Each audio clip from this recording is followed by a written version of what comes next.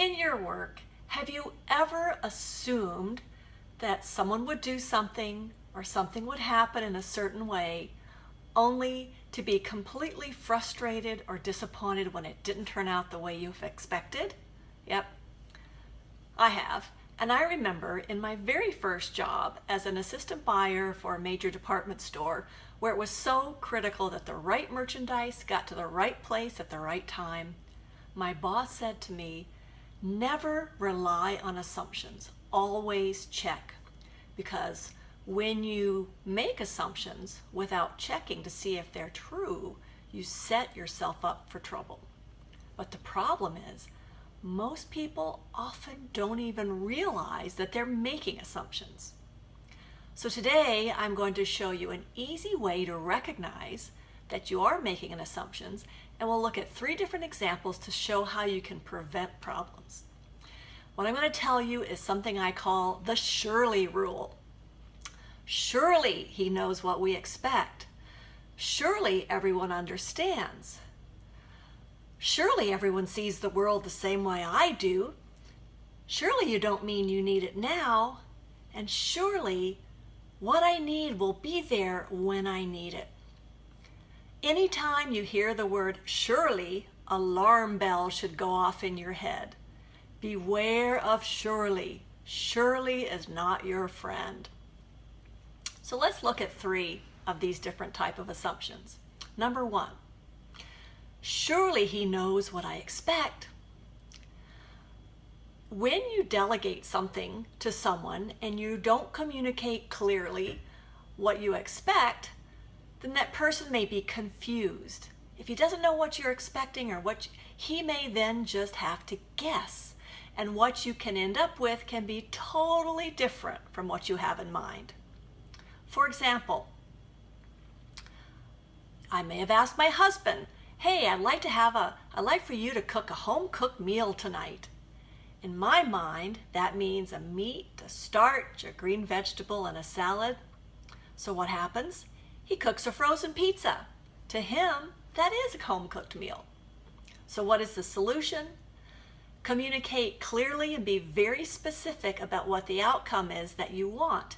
And then have the person that you've delegated to confirm to you, repeat back that they understand what it is you're asking for. Now, example number 2. Surely other people see things the way that I do. Well, guess what? It's a truth of human psychology that they don't.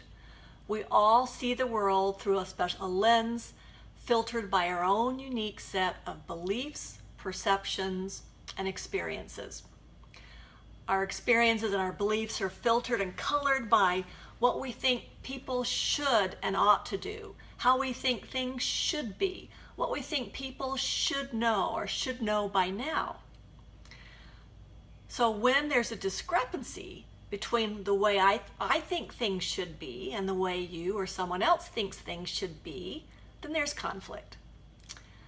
So an example. One time I worked with an engineer who was in his 50s, and he was from Pakistan, I believe, and he told me that in his culture there was an expectation that younger people respected and were very courteous to the elders, regardless of what the rank was in the organization.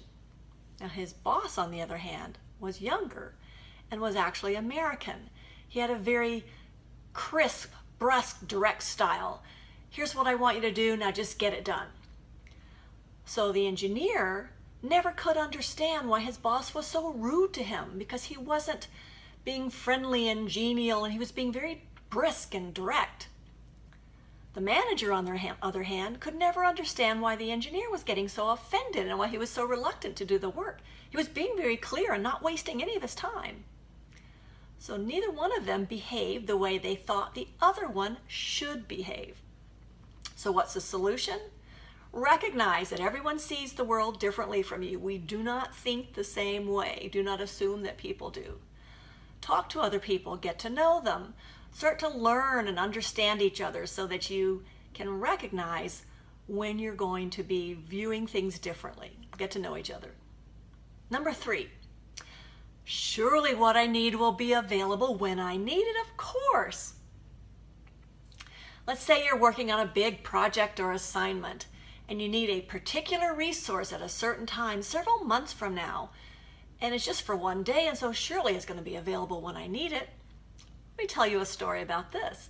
My husband and I are renewing our mortgage on our condominium. Now, we're going to be changing banks. We're going to be doing a very special kind of mortgage that's complicated, and we've spent a lot of time with our bank already getting everything set up. It's not due until the end of January, which is three months from now, so surely my attorney will be available when I need her for closing.